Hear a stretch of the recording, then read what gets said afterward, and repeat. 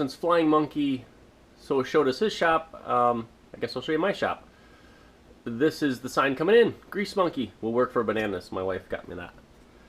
So this is my shop. It's about 12 by, well, over 12. I think it's like 15 by 17, something like that.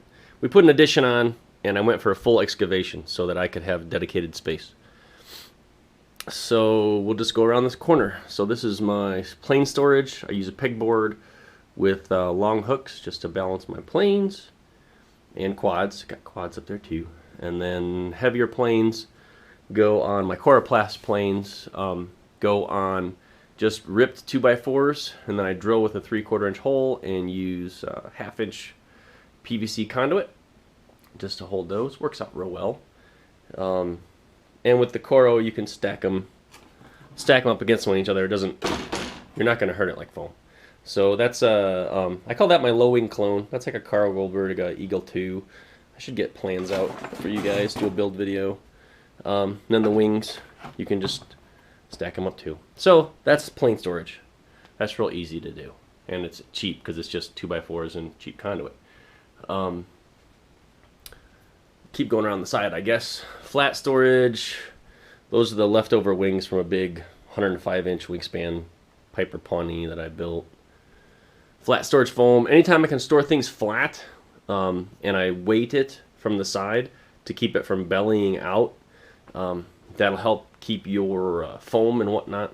Like this, I have a cinder block holding heavy wood, which jams up. I've got Dollar Tree and Adams foam board back up in there. Obviously, shop tools. Probably the most used tool in my shop is this inexpensive 9-inch deep circular or bandsaw from Harbor Freight. Just hooked up to a vac to keep the dust down.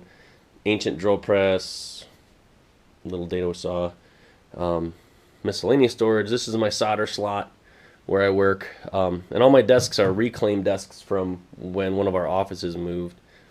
So that's my solder location, battery charging location, converted power supply back there. It's a DC bus, all my chargers. And I like these 12 by 12 ceramic tiles. I mean, the steel desks are insulated enough, but you know, I use LiPo bags, and then I like these 12 by 12 steel tiles. They're easy to move around. Tire connectors, and then so I got all these little organizers from my wife, but you know, I've got LEDs, batteries, receivers, servo, and all this is modular, so I can grab it and throw it in my truck when I go to events. These are the Husky dividers from Depot. They have closable doors in the front, so your things don't fall out. You can't take those to an event, but I do probably 4 or 5 events a year. So you can grab these, they interlock, so you could take your dividers. These are all my small props, usual suspects, things for electric. Of course, up higher is all my nitro stuff. When I used to do nitro, that's kind of getting phased out. Tape box, glue box, screw box, miscellaneous monkey stuff, all the time monkey stuff. Puppet monkey. This is my to-go box. All the usual stuff that you would need for an electrical event, or even bigger. Flat storage. If you can work some flat storage in, it keeps your... I don't use a whole lot of balsa, but I buy a lot of poplar and woods from Home Depot, so you got to keep that stuff flat, otherwise why keep it? So flat storage, if you can work that in under a table, just some 2x4s and a small piece of plywood.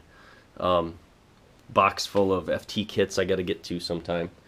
And then the large tool area, large finger tools, drills, nonsense like that, some ratchet sets.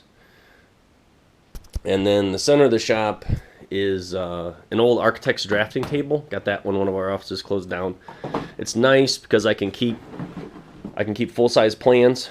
I draw up my own plans. That's a Versa there. Or that's for that reverse hawk thing I built.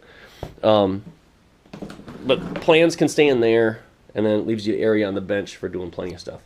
Obviously, cutting board.